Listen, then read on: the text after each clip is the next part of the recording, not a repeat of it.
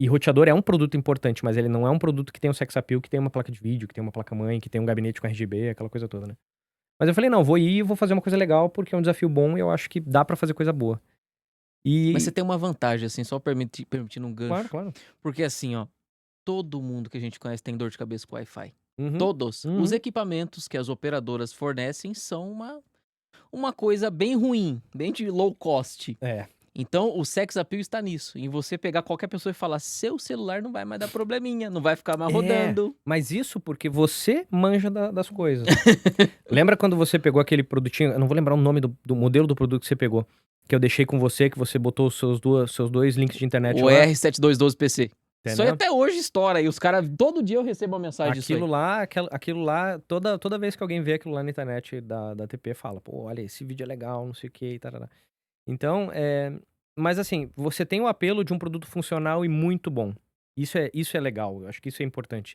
E a gente brinca na TP, assim, que é um produto que você compra, bota ele na Esquece. estante e você só vai lembrar o dia que cair a internet. É, E aí caiu a internet não é porque o roteador parou de funcionar, é porque eventualmente caiu é porque o operador. provedor não tá mandando sinal. E aí você lembra do produto, porque senão você não lembra do produto. E eu acho que a magia tá justamente nisso, é você ter um produto que ele é tão bom que você não lembra dele. Gasto único, sem dor de Exatamente, cabeça. exatamente, você não lembra dele. Então, eu falei: "Porra, legal, então eu vou ir pra cima disso". E aí fui fazer as ações em cima disso. E aí quando eu entrei, pra minha surpresa, tinha muitos componentes de casa conectada. E o portfólio vem crescendo cada vez Ah, mais. logo que você entrou já tinha essa linha Tapo? Já Sim, já tinha sim. bastante coisa Sim, já? sim. Inclusive foi a primeira ação que eu fiz na TP-Link, foi justamente com casa conectada. Tinha um projeto que estava rodando, porque assim, os produtos de casa conectada estavam chegando no Brasil. Tinha alguns itens já, os processos de homologação, aquela coisa toda, Ah, e a gente tinha que fazer um seeding, e a ideia na ocasião era fazer uma casinha. Então, você recebeu a casinha inclusive, né? sim, sim, Então, recebi. a casinha, aí você abria a casinha e tinha os componentes lá dentro. Só que a ideia deles era a casinha. Aí eu falei: "Não, você vai fazer uma embalagem cara pra caramba dessa e o cara vai abrir e jogar fora? Não, vamos fazer um negócio diferente.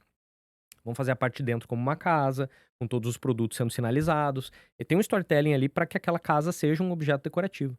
Eu falei: "Mas isso ainda não é o suficiente". Eu falei: "Vamos abrir uma porta do outro lado da casinha, porque se o cara tiver um gato, ele vai usar a casinha". Uhum. Cara, isso Acabou. isso foi o que arrebentou.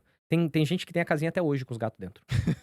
É muito Tem aquele louco. perfil gigante no Instagram, Gato Mil lá, eu vi isso aí. A gente patrocina eles hoje. Sim. Então, assim, imagina, acho que é a primeira empresa de tecnologia do Brasil que patrocina um gato, né.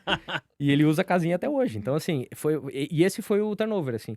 A gente mandou, se eu não tô errado, 39 unidades daquela casinha, a gente teve mais de 200 conteúdos gerados. Foi muito, muito, muito bom. E aí, quando eu fiz isso, assim, não é que eu fiz a ação já existia, mas eu dei um toque na ação pra deixar ela um pouquinho mais, humanizada, vamos dizer Mas já é o assim. criativo, não É, o tem jeito. criativo. E aí a gente começou a fazer coisas, cara, e uma em cima da outra. Aí a gente lançou o perfil no TikTok, já tá com quase 80.000. A gente, eh, quando eu estava na ASUS, a gente criou um estúdio, né, a gente fez um estúdio na ASUS. Aí a gente tinha o primeiro estúdio, aí a gente mudou de prédio, a gente fez um outro estúdio lá.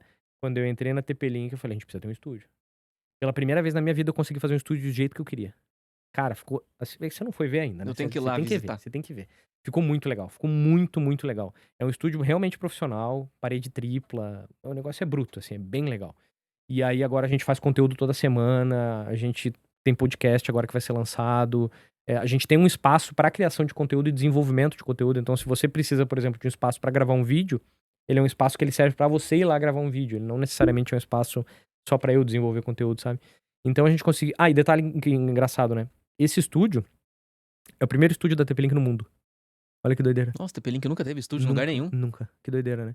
Obviamente eles devem alugar e fazer coisa nesse Sim, sentido, né, sim, mas sim. in-house Mas o próprio, primeiro. olha só, In-house é o primeiro. interessante. Então, teve muita coisa que foi legal, assim, de fazer.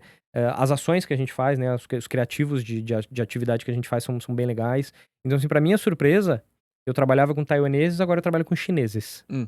E, cara, são mundos opostos, assim, apesar de serem todos asiáticos. O meu chefe, ele é um cara que tem a cabeça muito aberta, assim, ele é um cara muito inteligente, ele acredita muito no que a gente faz, ele dá muita corda pra gente, e é aquela corda que não é pra gente se enforcar, Hum. sabe. Então é muito legal, assim, foi uma experiência, está sendo uma experiência, muito, muito divertida, muito legal, e a gente tem todo ano, todo mês, basicamente, a oportunidade de fazer uma coisa legal. Então, eventos, por exemplo, porra, a gente fez esse ano acho que uns 8. Principais feiras a gente estava.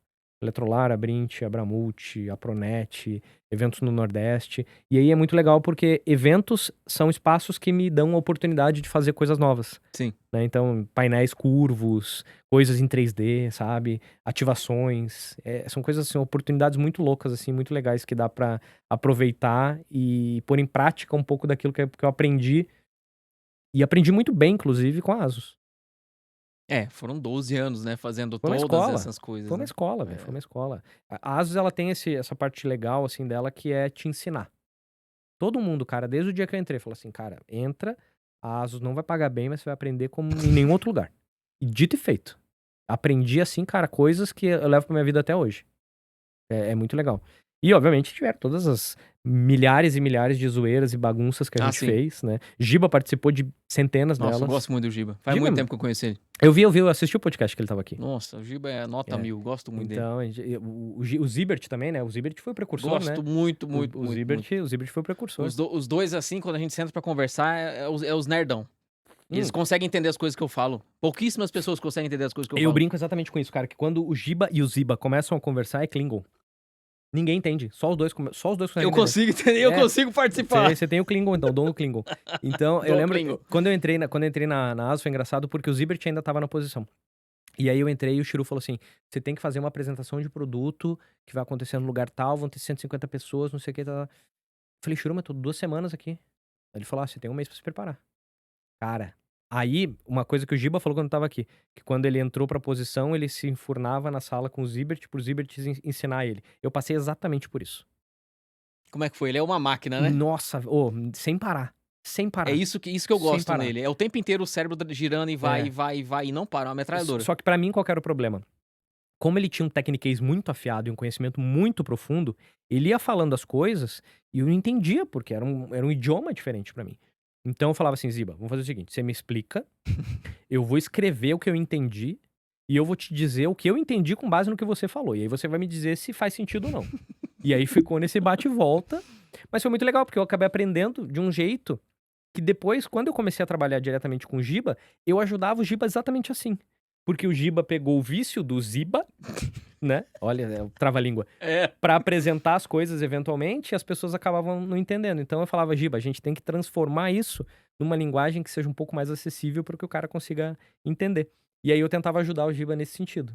E aí, cara, o Giba quando entrou, ele entrou assustado, porque tinha toda essa história do Zibert por trás e tal, não sei o quê.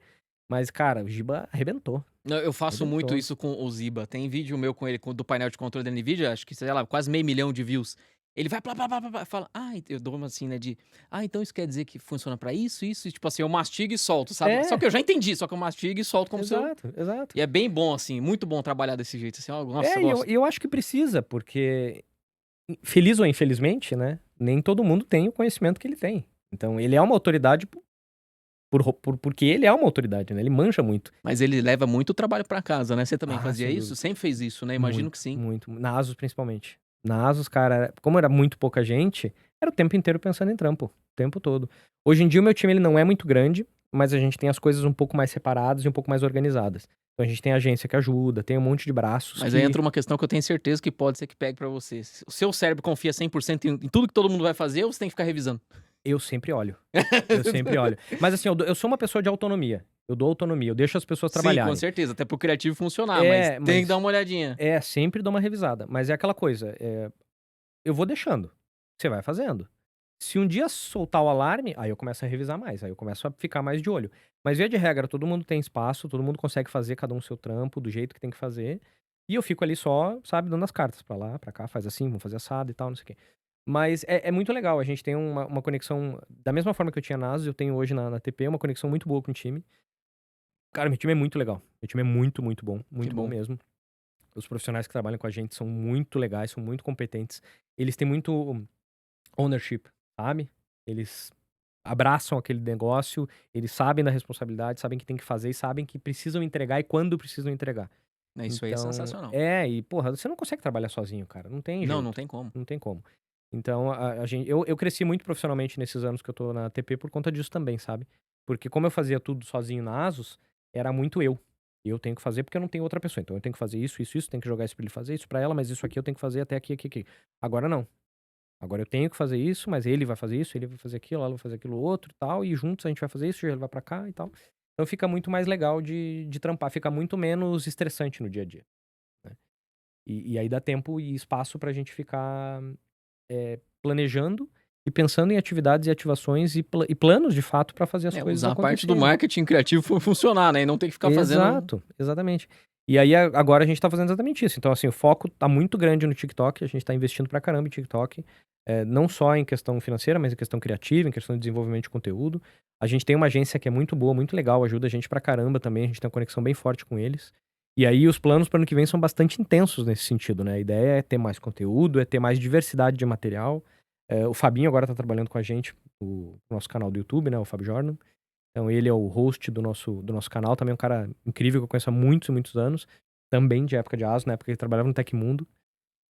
Aí ele veio pra São Paulo, enfim, agora ele é o nosso host principal lá. E, cara, o mercado, assim, ele evolui muito rápido, os produtos mudam muito sim. e a comunicação, ela precisa seguir esse mesmo raciocínio, sabe? Então, porra, IA agora ajuda a gente demais, num nível, assim, que não é só o IA que tem dentro do equipamento, mas o IA que tá fora dele que ajuda a gente a fazer os materiais, sabe? E aí a gente bate muito nessas coisas porque as pessoas, elas ainda têm um falso entendimento de que o produto, ele é um produto difícil de mexer, que ele é um produto difícil de configurar, que ele é um produto que talvez vá te dar dor de cabeça, Então essa é a sabe? demanda que você tem hoje.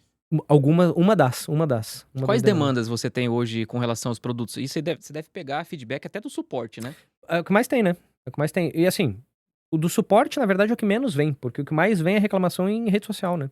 Ah, tá. Porque é o canal mais rápido. Sim. É o canal mais rápido. E na maioria das vezes, eu vou te falar que uns 85% das vezes é reclamação por falta de entendimento, né. E aí o que acontece, dependendo do tipo de contato que o cara faz comigo, eu peço pra uma pessoa do nosso suporte da TP-Link ligar pra ele, pra humanizar, sabe. O cara não ter que entrar no canal, falar com o robô, mas o quê. Eu falo: "Não, passa o contato aqui que a pessoa vai te ligar". Aí o cara liga, 5 minutos o cara resolve o problema, sabe. Sempre coisinha de Às vezes é um configuração? clique, às vezes é um Um clique, clique? às vezes é um clique. Meu É bizarro, é Deus. bizarro. Então, casa conectada, por exemplo. Casa conectada é uma parada que é um pouquinho mais chatinha. E chatinha que eu digo não no aspecto de configuração, porque a configuração ela é simples. Mas ela é chatinha porque a pessoa precisa entender o que ela tem que fazer, Sim. né. Então, tem que ter a linha de raciocínio. Você vai falar: "Se eu abrir aquela porta, eu quero que essa luz aqui acesa". Hum. Então você vai ter que criar a rotina, tarará, e nem sempre a pessoa tem esse conhecimento pra fazer, né. Então a gente às vezes explica isso, principalmente nos vídeos que a gente faz, a gente tenta sempre simplificar esse tipo de ação, né, pra que a pessoa consiga entender que ela tem necessidades que eventualmente ela nem sabe que tem. Eu acho que essa é a É, parte